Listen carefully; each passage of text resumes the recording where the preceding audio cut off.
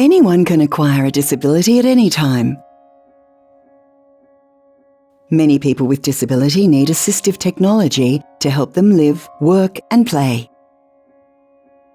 The NDIS can fully fund assistive technology for people with disability, but many people are missing out.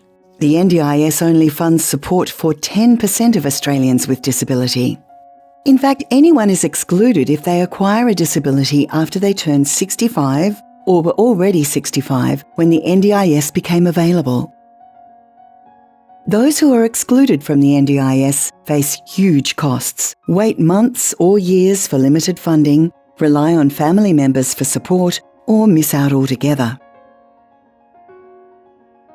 The Assistive Technology for All campaign wants the government to fund a national program so every Australian can access assistive technology, because no Australian should be missing out. To find out more or support the campaign, go to assistivetechforall.org.au or call 03 9655 2140.